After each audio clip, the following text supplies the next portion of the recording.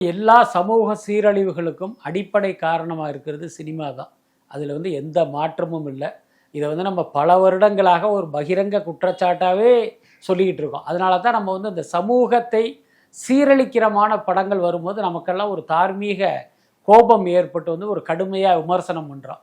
ஆனால் இந்த முட்டாள் ரசிகர்கள் எப்படி நினைக்கிறாங்க அப்படின்னா, நம்மளுடைய விமர்சனம் ஏதோ அந்த நடிகர் மீதான ஒரு தனிப்பட்ட கோபமாக நினச்சிட்டு இவங்க நம்மளையெல்லாம் விமர்சிக்கிறதெல்லாம் நம்ம பார்க்குறோம். உண்மையில் பார்த்திங்கன்னா நம்முடைய கோபம் என்பது இந்த சமூகத்தை சீரழிக்கிற படங்கள் மீது தான். இப்போ இந்த திருத்தணி சம்பவத்தை கண்டித்து விஜய் ஒரு அறிக்கை விட்டுருக்காரு. அதாவது திருப்பரங்குன்றா விவகாரத்துலலாம் அமைதி காத்த விஜய் திருத்தணி விவகாரத்தில் பார்த்திங்கன்னா ஒரு சரியான நேரத்தில் தன்னுடைய கண்டனத்தை தெரிவிச்சிருக்காரு. அதை உண்மையிலேயே நம்ம பாராட்டுறோம். அதே நேரம் ரொம்ப நுணுக்கமாக ஆழமாக யோசித்து பார்த்தா இந்த சம்பவத்துக்கு விஜய் நடித்த படங்களும் ஏதோ ஒரு வகையில் காரணமா இருக்குமா இருக்காதா? உங்கள் தங்க நகையை அதிக விலைக்கு விற்கவும் மற்றும் அழகில் இருக்கும் தங்க நகையை மீட்டெடுத்து அதிக விலைக்கு விற்கவும் உடனே அணுகவும்.